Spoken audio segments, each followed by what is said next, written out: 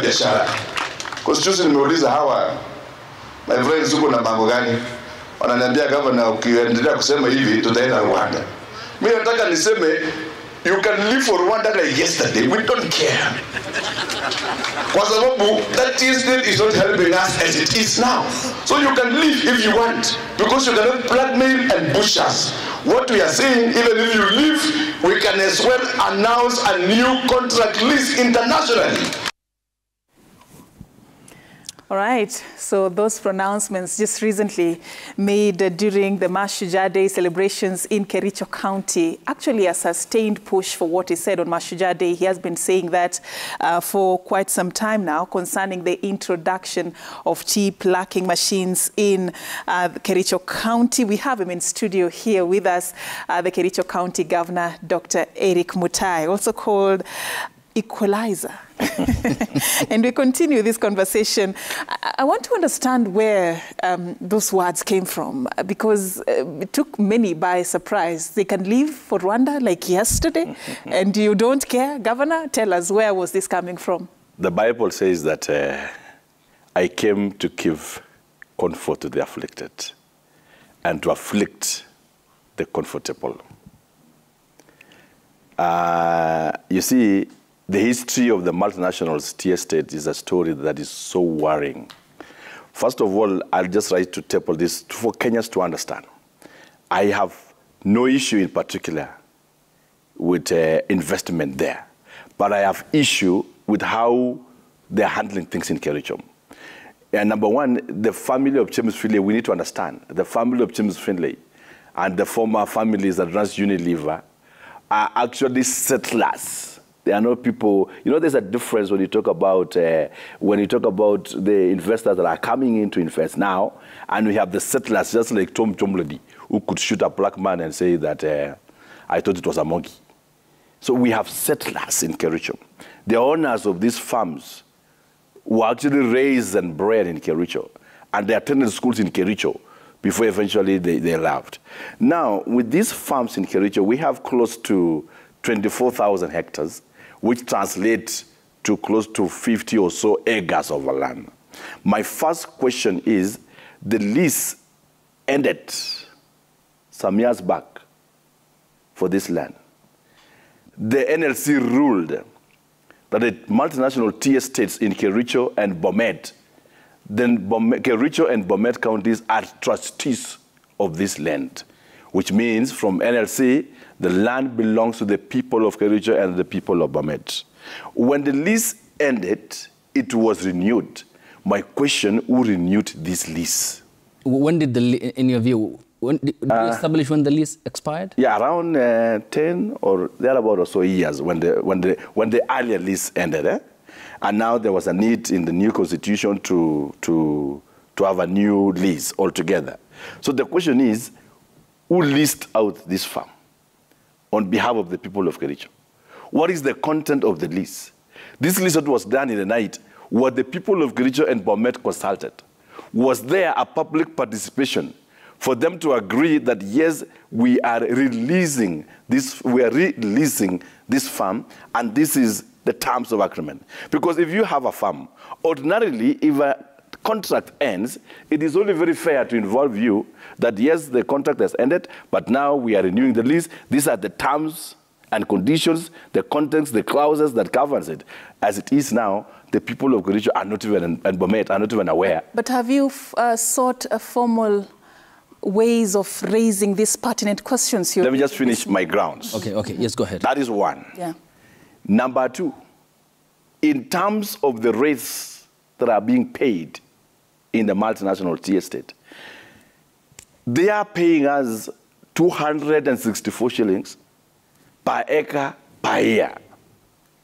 If you look around Kericho, the cheapest you can ever rent a farm in Kericho or lease a farm is around 7,000 or 8,000 shillings. We even have some parts of farms in Kedawa that belongs to the county government. And when people want to lease it, they lease it around 7,000 shillings.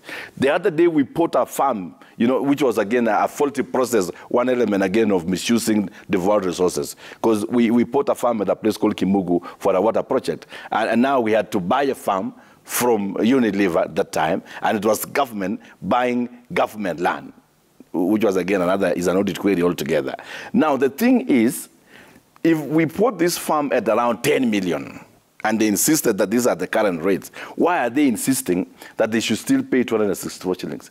The entire of that plantation is giving us 47 million shillings in terms of revenue to the county government of Kericho. The facilities, the hospital facilities we have in Kericho is giving us revenue of 600 million. What does that mean is that we are receiving more money from the sick and the dead than from that pitiful tea estate you are seeing there. Number 3, in terms of scholarship, they used to give a lot of scholarship in the past to the children from the neighboring communities, those who are working in the tea estate. As it is now, the schools like Mutai, which used to even benefit from the scholarship, is now something of the past. They will pick 2, 3, 4 children, give them scholarship, they forget about it. Okay. Number 4, in terms of the social responsibility, when you look around, what they used to do in the past was very okay. But as it is now, that thing is diminishing day by day. And then number 5, the mechanization. You see, in any world, and I can tell you these people have presence all over the world, even including Sri Lanka and other places. In those other international communities, when they went there, the governments told them there, we don't need the machines. Or even if you must mechanize it, there must be a percentage. You don't do it completely overall like that. But here in Kericho, Bomet, and even Nandi, I think Kericho and Bomet largely, what they did just immediately after the post-election violence, that was 2007-2008. Yes. Remember then that we used to have several communities blocking there. And because of the violence at that time, people went home. So they took advantage of this, and they say, now we don't have workers, you know, and then they bring in the machines. The thing is, they would even put it in phases. But you cannot just change your systems overnight. I will tell you what many people don't know. When the machines arrived, so many families, around 50,000 families, used to pluck in Kericho. Can I tell you something? The father of James Orengo was working in the tea estate. James Orengo studied in Kericho County. The father of Anyang Yong was working in Kericho County, the tea plantations. And they schooled around the schools there in Kericho County. Families drive their lives there and build their homes there. And immediately the machines came in, close to 50,000 families were rendered jobless. What had happened, and this is very important, is that areas right from Premier all the way to Kericho town, to Brook and other towns that were there, that was rising up, collapsed immediately. Okay, that is the economic bit. But just, you have mentioned a lot, and we'll need a follow-up. So yeah, I'm sure there are areas that need clarity, Governor. And earlier on, some few minutes ago, you touted yourself as a reformer and clamping down on issues, seeking clarifications, and wanting to know more. When you talk about the land, in terms of the lease and the content which you said is unknown or rather is shrouded in mystery, there's clearly a government procedure that one follows, the Ministry of Land, therefore, and there is the National Lands Commission. What do you do to establish the content of that, and who are the parties who signed the agreement on behalf of the people who you are fighting for in Kericho County? We've done a task force. I've just cassetted. I think it will be in the Kenyan cassette before the end of the week. That will be the commission that will be having part of those, that part of the TORS, that will be part of it. And they will be able to establish really what took place and why. And then we'll be able now to canvass around questions of revenue and other issues. The problem is that these fellows don't want to listen, they don't want to discuss. Who are the people? The owners of that multinationals. Okay. And I think we need also to be very clear about this. This is not about Britain or any other thing. It is about the owners of our settlers, owners of our multinational, you see?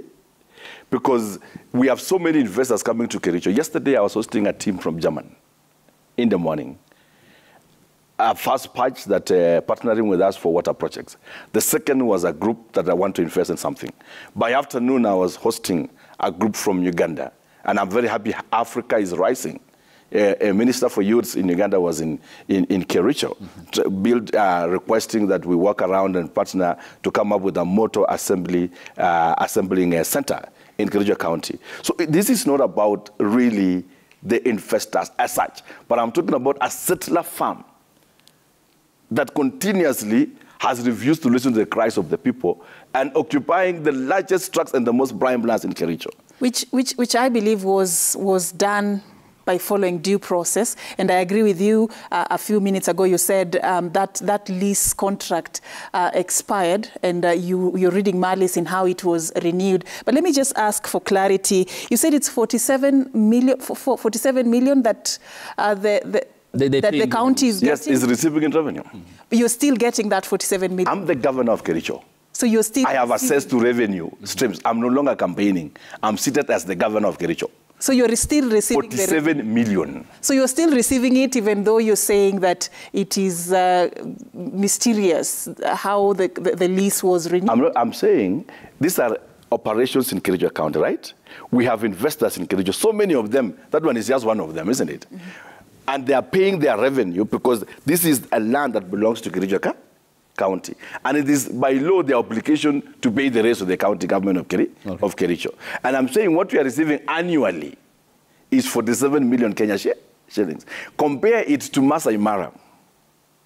The other day, Patrick Olontutu mentioned about giving like 100 million to Watts from the proceeds of Masai Mara in Narok County. The Mara itself is generating some good billions to the county of Narok in terms of revenue.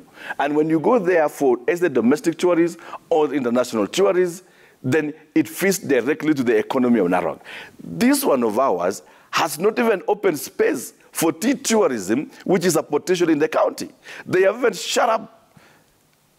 There is a road there which is supposed to be in the Chemis Finlay, a public road that is supposed to be connecting Kericho and Bomet. They wake up one night, close the road. Okay. Then, Daktari, in estimates, and give me the mathematics, how much then do you think, if properly this is paid, Kericho County can gain in terms of revenues from the multinationals? Yes, that is why I'm pushing for around 4,000 or 5,000 Kenya shillings. That's per acre? Per acre. Okay. That will see us getting close to $1 billion. At the moment, they're paying 264 shillings. According to you? Yes, so you not according to me. Up to 4,000. According to what they are paying at the records. What they are paying at the records? Yes. Okay, so you want them to pay 4,000 Kenya shillings? A minimum. That's by an increase of 3,800 yes. thereabouts? Yes, yes. Okay. Which you think, or you deem it fit, that will be...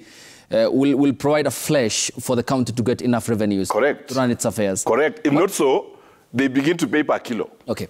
Then, so for every kilo they are selling, they pay 1 shilling to the county of Kericho. Then this is little according to you. Why then do you think that all the problems that you have mentioned was, never got the attention, or rather there was a blind eye by the previous administration in Kericho County? You see, these guys are rich. I'll tell you today, you'll hear people shouting, and I think many people have known me to be straight shooting. You hear people shouting, machines will go, blah, blah, and then after a small time, the crescendo goes down. Do you know why? These guys are rich. So when you seem like you are talking and you want to point out that can affect them, they call you aside, they give you a house inside the estate. And there are very good houses there. I've seen it when I'm passing by. I've never been inside there myself, because I fear even getting close there. They have some charms there, some funny charms there. When they give you the house there, they'll give you a house there, yeah, with a garden, some watchman there. And then after they give you there, they also give you money for a rambes. And that is what they used to do with many of the previous leadership before. So they give you a house, they give you money for a rambes, you forget what you are there for. So because suddenly you're having good life. So it's a case of a charm or compromise. Whatever name you would call it, but I tell you it's bad. In your view, what made you tell me? Compromise, actually. Okay. So what I'm just saying is that on a very serious note, that we, in the past, we've had issues about it, and even some leaders had raised it about it in the past, but it went silent for one reason or the other one. But I'm saying this is a new generation altogether. I'm very happy, my Senator Aaron Cheruiyot, we're actively involved in these things. We are having conversations almost every day on the way forward. Governor Sang, we've been having conversations on the same. Governor Pachok from Bomet, we're having a conversation on the same. And that is why they are also cassetting a task force in Nandi. They are also cassetting a task force in Bomet, and we are going to combine them, latest by next week. Because already we have sent from Kericho for gazettement, and you'll have a joint task force on the same. There are some who have the feeling that your pronouncements may just scare investors away from not just Kericho County, but Kenya, threatening that if they want to go to another country, they can go as soon as yesterday. Take me through the formal processes you have taken advantage of to resolve this dispute. I will fight them. not once, not twice, but so many times. We have invited them formally and informally. We've had discussions. But each time we have discussions, you know, there is this attitude. I told you there's a problem between the settler and the European investor.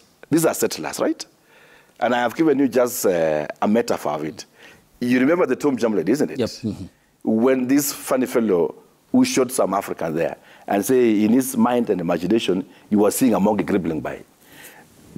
I'm not an Afrocentrist apologist, but I'll tell you there's a lot of working in our minds. Like now, we've had, when you talk about the investment, the investors, I made those pronouncements, right? But I tell you today, like from that time up to date, up to yesterday, I've been handling a lot of investors from Belgium, from Germany, and from other parts of the world. It is not about the overall investors that we have in the country or in Kericho. But my issue is the family of James Finlay, who are ideally should be settlers in Kericho County government, and about the tea plantation and not the investors. It is about the tea plantation. So when you ask them and say, what do you do, or what do we need to move forward in this discussion, they will tell you, you know, Governor,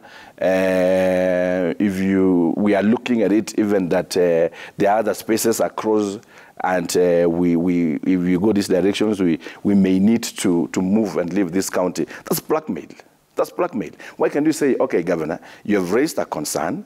Let's have a discussion. You know, get a team, let us get a team. We meet somewhere, and then we negotiate and agree on a win-win situation. And that is why, you know, I feel like the blackmail, I feel like the threats that are coming are unjustified. It is not the way to go. And we must also agree that Africa is rising. So what would be a win-win situation, especially on the issue of the introduction of tea plucking machines? Because evidently the train has already left the station, and we may not, you know, foresee a scenario where if this is not resolved, then something worse could happen. Going by what happened a few days ago, several tea plucking machines were torched by residents in a section of Kericho County. I mean, it could just get worse if it is not resolved immediately. You so see, what is the win? I haven't tried to help them. I've told them I'm a resident of Kericho County. And I know the sentiment from the locals. When I even invited them to the office, we condemn any act of malicious damage to property. And we've always asked our people to restrain as we follow this legally and deal with it as within the law. That gives us the room to negotiate. But you are talking about a population that is restless, a population who feels that their own leaders have also let them down, that they will say this during the campaigns and then they forget about it. And they have given up completely. And we are trying to restore faith in them that, please, the leadership that we have will handle these things. So I told them in the night when I used to drive home during the campaigns, and even before the campaigns, as a lecturer from Embu University. And I could drive home in the night. I have left Embu like 7 hours ago and driving home. When you reach along the path where Unilever is, the current Ekatera is, then you would find guys in the night, young youths around 10 p.m. in the night, emerging from the tea estates with tea they have been plucking. When you ask them what are they doing, they say it is our property. They are not giving us jobs. Even the security, they don't employ the locals. This is our property. So in my first roundtable conversation with them, I told them, look here, guys, you are burying your head in the sand. People pluck this tea in the night. And they've been doing it for ages now and for years now. Why can't we look at a win-win situation where we can also help these idle youths and turn them into functional, even as county government works hard to create opportunities for them? Because they are looking at this test and they are saying, one, we no longer sell our milk to the workers, we no longer sell our vegetables to the workers, we are not employed there. So what use is just this beautiful estate that we are doing? And that was my first approach to them, that let's look at this situation. You also need a good working environment, and which leadership we are committed to ensure that you have a very good business environment. But let's look at it this way. Why can't we have a win-win situation? And that's why I'm saying we are forming in a task force, and hopefully they will be able to resolve the issues when they meet. So do you want the machines out completely, or you want a phased introduction of the machines? Where do you fall, Governor? We may need to agree that, yes, the machines are there, and they may not completely take them out, right? But we may also need to agree on the percentage. You see, there is a government policy I hear. I saw the CS nominee, Florence, being interviewed, and she talked about 60 to 40, which again is still ambiguous. Okay. My view is, what is this take and weighing situation? If we are doing 70% manual and maybe 30% machines, probably in areas where the human plucking can be difficult, you know, because they are in terms of topography and others would be that. And again, even in the national prices in the market, the tea brewed by machines is the lowest quality. It has even affected their cost in the Mombasa auction. Because at the end of the day, the machines pluck everything, including snakes. Okay. Dr. let me quote the Deputy President, Rigathi Gachagua, and I'll come to the President because he also spoke on the tea industry. And the Deputy President, Mr. Gachagua, said, I'm aware of the problems related to the tea mechanization, and those issues will be addressed. You painted a picture of a deadlock situation between you and the multinationals in the county of Kericho. This is a third party willing to resolve this crisis and providing himself to mediate the talks between you and the multinationals. Did you reach out to the national government? Have they reached out? Yes, we're having active conversations with the presidency. That means the president and the deputy president. The deputy president himself was leading the economic charter in Kericho. And for the whole day, there was nothing being discussed in Kericho. When I wanted to raise even questions of a milk processor, people were saying we need the machines out. This is the voice of the people. And you had His Excellency Rigathi saying that the problems of Kericho begins and ends with the machines. Because that town itself was vibrant when the machines were not there. But now Kericho is a coast town. So we've had conversations, including even the CS nominee for trade, Moses Kuria, and of course the CS nominee for labor. And of course there are conversations within that circle. Okay, and are you optimistic that this can be resolved? Yes. Because you have already told them that you can leave like yesterday. Yeah, they can still stay if they refuse, if they accept reason for a minute. That's if they pay 4,000 Kenya shillings per? If they can allow sense and tame their bride a bit. Yes. Okay. We have some funny home guards there. Okay, there's a thin line between attitude and the revenues you want to run the county. Because look, Mr. Governor, you have been given a mandate by the people of Kericho County. They want you to perform based on resources and empower them financially. Yes. So there's a thin line between attitude and resources that you want. For example, mathematically, you gave me 4,000 Kenya shillings. That's up by about 3,800 shillings. Yes. So if they abide by that, will they be there? Well and good, and you'll help them to grow. You will be hospitable and protect their work, and also tell them to stop misbehaving. Okay. Yes. Is the problem behavior or the generation of revenue? Even generation of revenue is both a behavior and economic behavior. Okay. So if they pay, you'll be okay with that? Very okay. We'll talk. And again, we'll talk about the on-source revenues. Proceed. Okay. But I want to tell you something, and these are very serious concerns. We raised issues about the total acreage of that farm. The previous assembly has raised it. As it is, they encroach to land which they are not supposed to be there. Stretching all the way from a place called Kipsigis Girls, if you've ever been to Kericho. There is a river down there, stretching all the way to Chemosit. The upper part, there is a tea estate called Kito. Those are not licensed, they don't have the release for the same. They just encroach, like around 20 years ago to that place. We have a farm stretching to a place called Sampret in Kericho, 1,700 acres. They are still equally claiming they are theirs, and they don't even have the release for the same.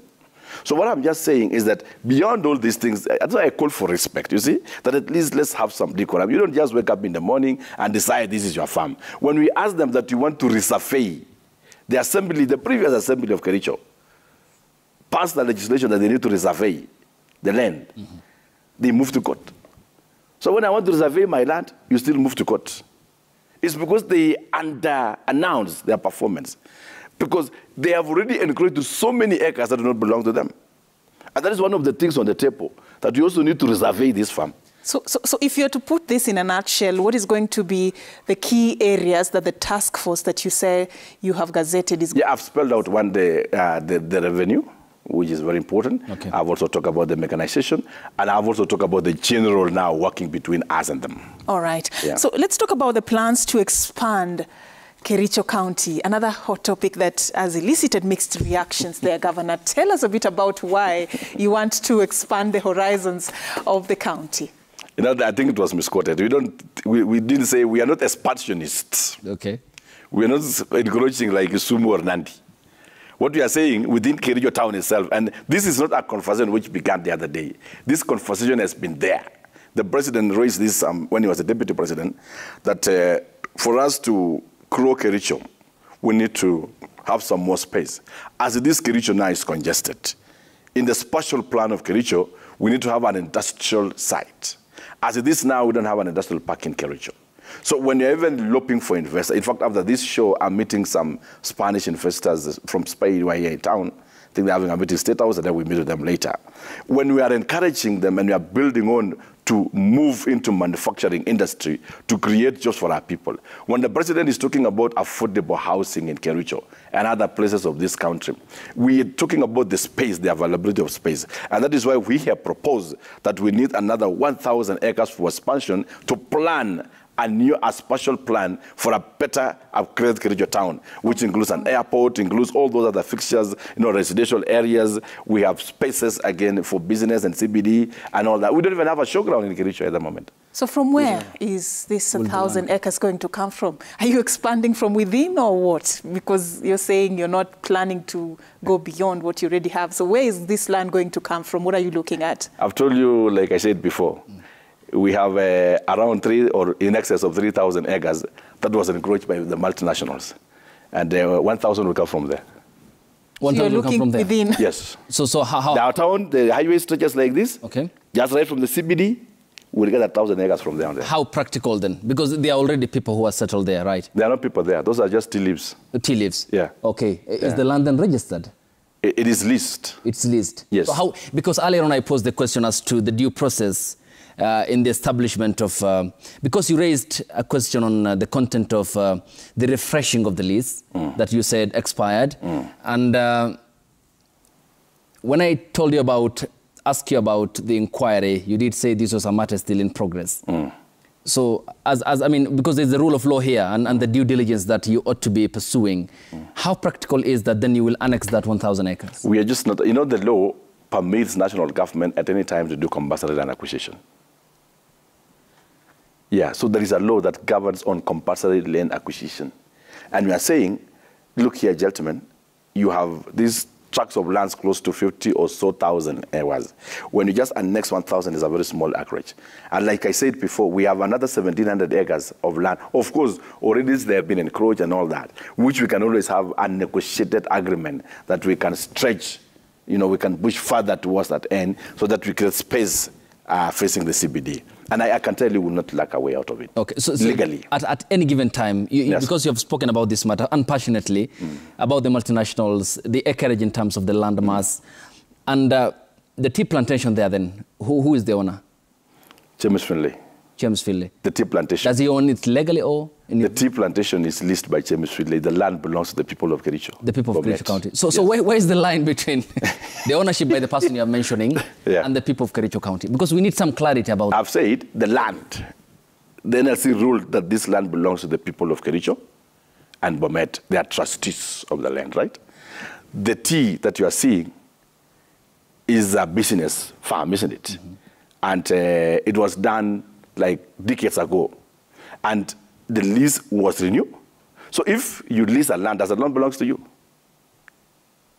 So you want 1,000 acres of it to come back to the county for expansion plans that you have? When the time comes, we will always approach that. All right. So the neighboring, just for clarity, the neighboring counties ought not to be worried that... No, we are not. Actually, that was misquoted. Okay. We are saying, but of course, we've also had issues even in Kericho in terms of boundaries. Yeah. Like the Sondo market, which is bordering Kisumu and Kericho. Yes. Actually, we've had disputes on the same, and I'm very happy. My good elder brother, Anyang Nyong, is a very reasonable man, and we've had discussions on these, and we put the maps there, and then we resolve the issue once and for all.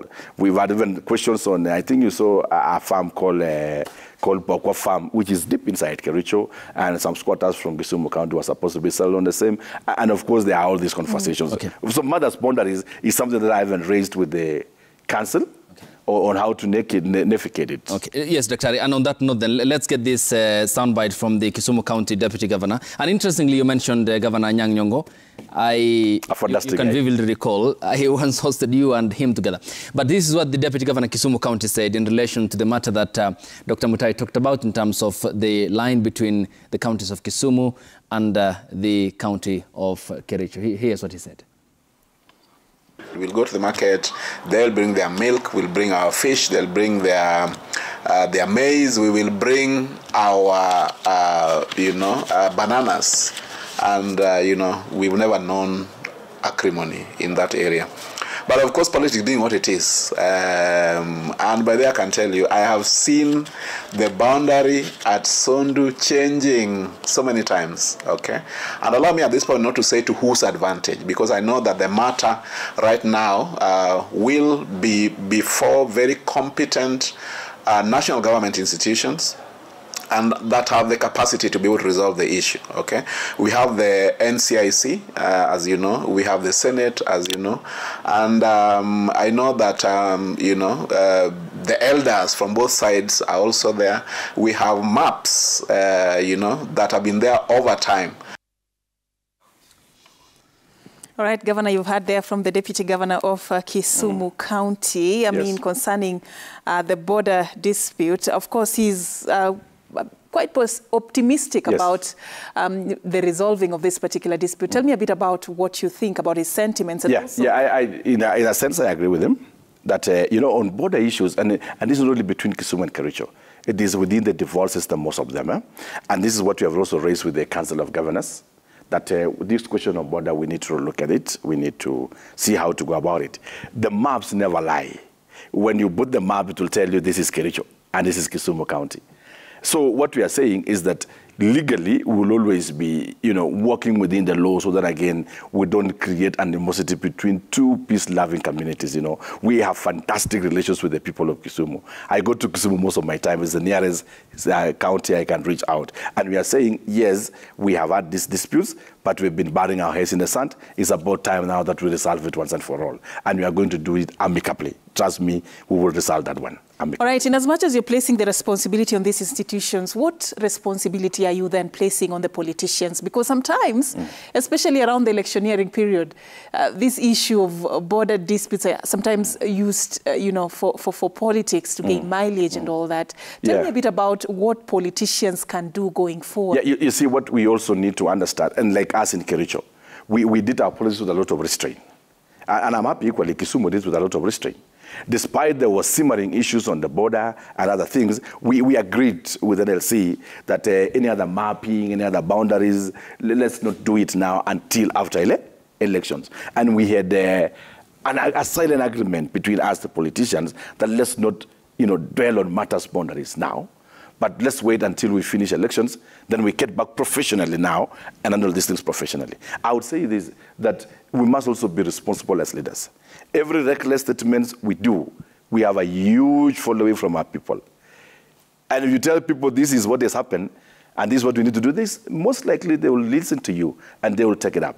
In most situations across the world, nations have ended up in flames because of utterances from political leaders who has clouds and constituents that they are following them. And so going forward is again very important, realizing that we are in a civilized democracy, that we prosecute our issues professionally, and at most times, you know, encourage our people not to take things by their hands, but show them that we can do this by having a sitting. All right, Governor, we are coming back to continue this conversation, but we just want to sample a few of the feedback we're getting from our viewers as we talk to Kericho Governor Dr. Erick Mutai concerning the issues in Kericho County. On Twitter there, at Ali_Yunus3, you say, Kericho people should just embrace the new agricultural technology and leave the old agricultural systems. Next up, Kipingeno Headboy says, Governor Mutai has a clear strategy plan for the county. Kindly ask him what he has for the youths now that none of them has been appointed CSC or to any other influential position in the county. Governor, I'm sure you're noting that down. Dragon Wagon 12 asked Dr. Mutai Erick if he is aware about water issues in his home sub-county and if he is aware that Kewasco is fully owned by county government and its employees have not received salaries. What are his intention about it? Sawe says, my governor needs to understand that the county needs revenue and the government needs investors. I think there is a way to settle the issue of multinationals in a better way other than using threats and intimidating them. Mogire Kevin, the same problem is in Nyamira County, Borabu constituency. Many families are wallowing in poverty due to the introduction of tea plucking machines. The governor is doing a good job to air such issues. And Dr. Lucheto Likaka says any business model currently appreciates use of a technology. Why not embrace machines and get alternative jobs for locals to stop killing multinationals? Dr. Kiprono says, Dr. Erick Mutai, we support 100% your plan on the tea estates in Kericho and Bomet. The multinationals need to pay more to the county. And Michu Kin PN says, you can't force private investors to revert back to archaic technology of using hands to pick tea. The governor should be reprimanded and told to keep off private investments. Kirui Kipruto, you say the problems of Kericho starts and ends with the machines. How the governor in the wheel, how the governor will manage the issues is a matter of wait and see. Thank you, Kirui Kipto, for that feedback. MC Anders Koruma says this issue of blood tea has been a time bomb. Our people were tortured, killed and evicted in order for tea plantations to be erected. We want justice, he says. We want our lands back. The list should be revisited and renegotiated, as also called for by the governor. Daktari, 2 quick questions, because we also need to sample sound bites from the people of Kericho County who are on the ground. I mean, because they also have their own expectations from you. But speak to the youth aspect here and the water scarcity in the sub-county that you hail from. Yes, well, let me begin with the water issue in my sub-county. We have a retired dam, which was done by the then professor, the late Professor Jonathan Ngeno. And this is a dam which, you know, Bureti used to stretch all the way to Konoin. And when the boundary came in, then the water tank fell into Bomet. We've had conversations on this particular dam. And the problem why we have not had water for a decade is because in the past, we've not had a proper budgetary to honor our will to the people of Bomet. We had a buy-in situation, bulk buy-in situation. But in the past, the county of Kericho failed to honor the promise. And I apologize to the people of Kericho. But what we have done now is that we have put it in our budget. We have looked into the bumps that has failed. We have 2 bumps that had failed on that side. And what we have done now is to purchase new 2 bumps which you did last week, and I think it will be installed in the course of this week. And the latest by 2nd of November, we'll have water flowing back to the residents of Bureti sub-county. No. Even we have also managed to secure from our partners in Germany 2 billion Kenya shillings. The Germans that were there yesterday.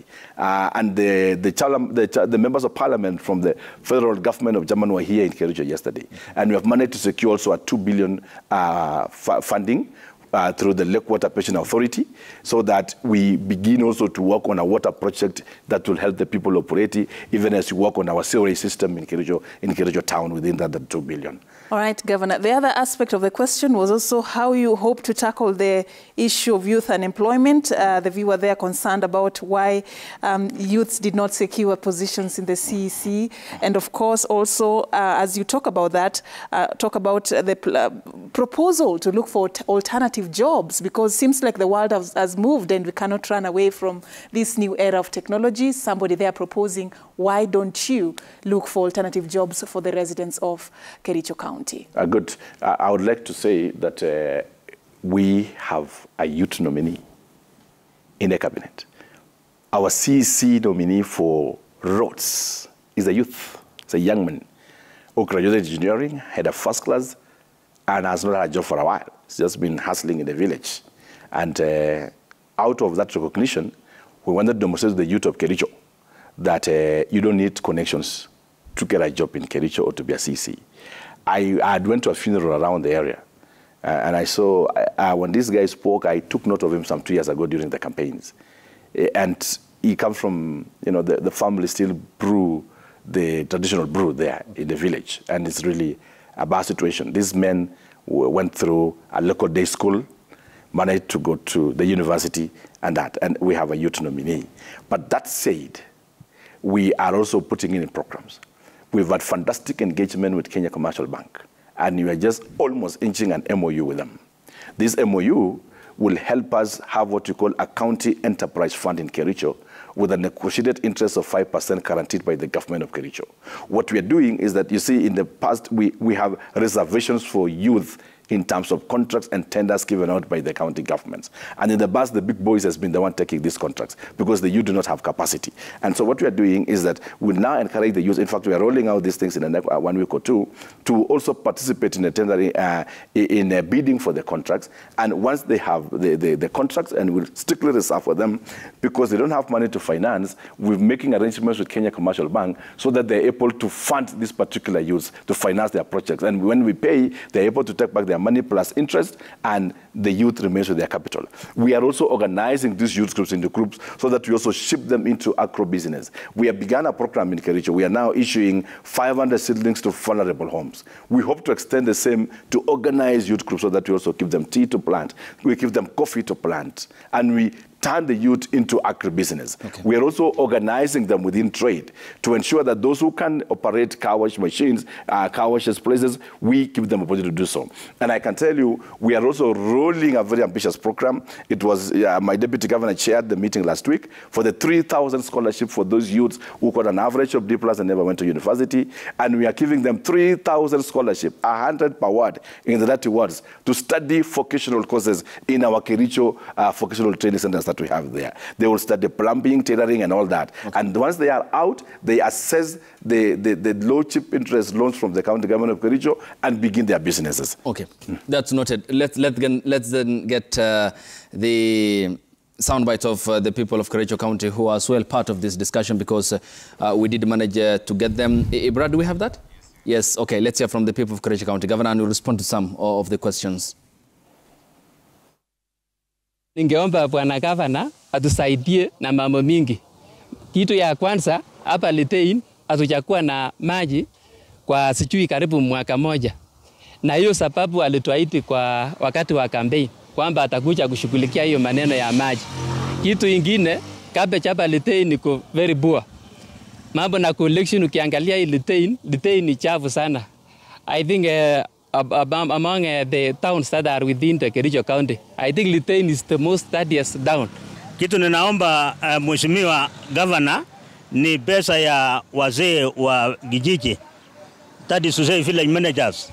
Sisi tumefanya hii kazi ya village managers for a long time and we have not yet been paid anything. What I am calling for you from the governor's office is to enact a law which empowers the county government to employ public health officers, agricultural technicians, and veterinary technicians, because we have got animals and there is no attention, leave alone the human beings. So the issue lies entirely on the professionals. Creation or expanding of Kericho town as a city is not a priority. It should stick to the projects which we have emulated today. And it should consult the Kipsigis elders on the issue of annexing 1,000 acres from the tea estates. Tuwekee vijana kwa shule apate driving license, na la tatu tusaidie na tukipata pesa kutoka trade tutatumia kwa groups, alafu tutafaidika. Kuotesha pikipiki kwa 20,000 unamalizia na 250,000 na unatanganywa unalipa for 2 years. Hiyo nini rate yao iko juu sana na sisi tumeumia na hakuna namna nyingine. Right, pertinent issues there raised by residents of Kericho County. Governor, there are promises you made on the campaign trail, water in Litein. The resident there also talking about that being one of the issue of garbage collection in that particular area is quite wanting. There is the one telling you expansion of the town is not a priority. You should consult the Kipsigis elders on how you plan going about that. I know and you know, just your quick response on a few issues. I agree with the water issue, and I've just mentioned that we have put 2 bumps for the Itare water project, the water dam, and in the next few days, water will be restored back to Litein. Remember, this was a buy-in and buy-out with the agreement between the county of Bomet, even as we have also solicited for 2 billion to sort out that problem. On matters garbage, I do agree that that's my local hometown, and I agree that we have had issues on cabbage collections have been so much. You know, right now I'm operating with the CECs that I've just inherited and the CEOs that I've inherited. And we've been trying as much as possible to collect the cabbage. And I still understand and agree with them that we're not doing very well there. And one of the things we are doing is that I have actually removed the functions within, you know, the Department of Water and Environment. I've removed the functions from them, and I have given it to the municipal boards. You know, we have the Kericho Municipal Board and the Litein Municipal Board. So what I realized is that part of the corruption that we had was within the ministry, the Department of Water, where people were just giving out arbitrary contracts, and this work is not done. So I've actually shifted and transferred 20 million Kenya shillings from the Department of Water to the municipal boards, so that the respective municipal boards be in charge of garbage collection in their area. I've further instructed them that as you collect these, we also want to create a job opportunities for our youth. And I've instructed them in Kericho town to employ 200 youths to do garbage collection almost every day and pay them a salary of 6,000 Kenya shillings and assign them the streets to work in, so to Litein. And that is a program that will commence as of early November. That is from the brief I've received from them, because we also wanted a structured way which is long-lasting and tenable as we handle that. On the matters of consulting the Kipsigis Council of Elders, yeah, that was a proposal by the president, and he had proposed that before. But you see, I understand where Kimeto is coming from. That older man is called Kimeto, and he's a very respectable man who leads a group called Kipsigis Council of Elders, another group. And you know, we have two groups in Kericho and Kipsigis. We have a group called the Kipsigis Council of Elders, and we have a group called the Myot. I've invited them that they come together and benchmark from Junicheke, so that we also build a solid elders association in Kericho. And yes, it is true, we will not just come out and annex a farm without having conversation with the people of Kericho. The president has given that situation is a proposal, but you see, everything must be subjected to public participation, because ultimately it is the people to decide.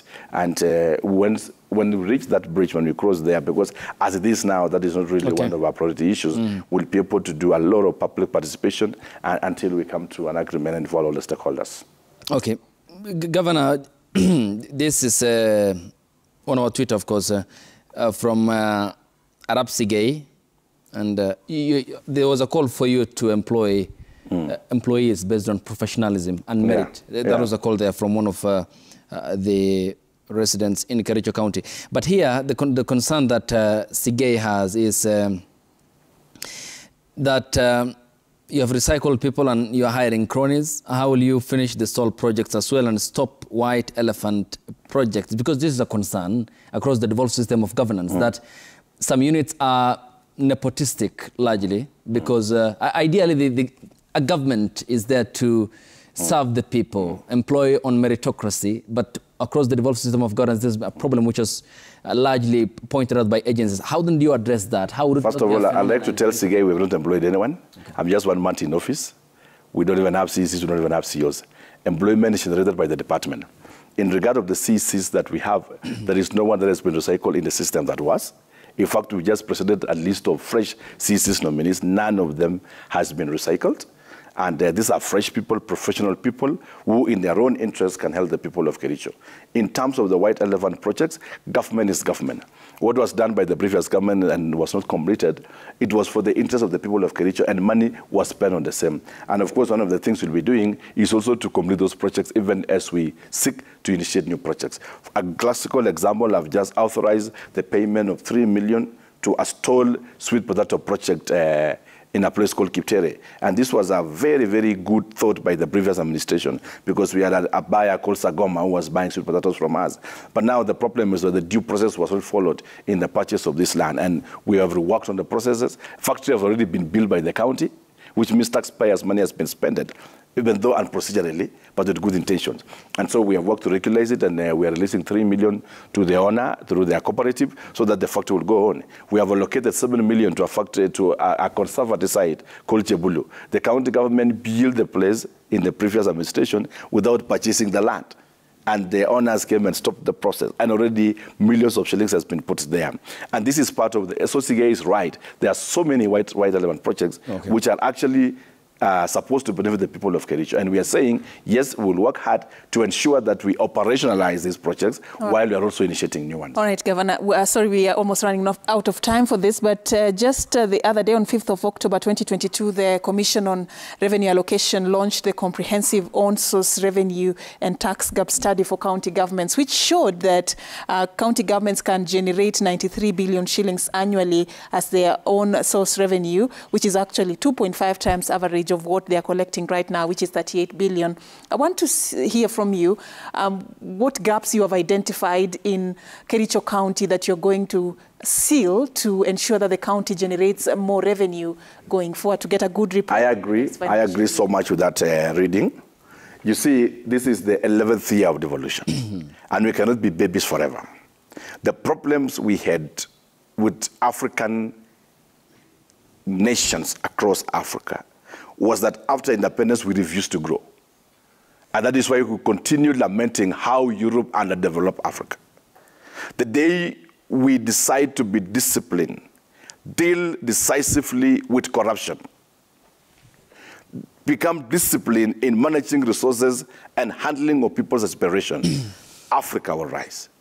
County devolved units in Kenya, not only in Kericho, even in provinces of South Africa, who has their own devolved systems in a larger way, even the federal states in Nigeria. If we are able to really model devolution very well, I will tell you that the national government will grow and lives of Africans will change. In Kericho, we have a huge potential to collect revenue. But the problem has been leakages of revenue streams, which is really corruption. I have worked within, and the director of revenue and others that were there before have been able to study how they behave and how they give out licenses, for example, property rates and others. And I can tell you for free, the people of Kericho has never gotten value for what they are paying. We've had crook enforcement officers who come to your shop and ask you, instead of paying 7,000, pay 2,000 and pocket the same money. So one of the streams that I've used the pay bill is the hospital. Okay. Now we are going to the car bags and all that, and we are going out to the property rates, and we are also going now to the shops, the single permits, the license of wines and spirits and all that, and we are sealing in the loophole of corruption. We are employing 84 enforcement officers, which will be domiciled under finance, under the treasury.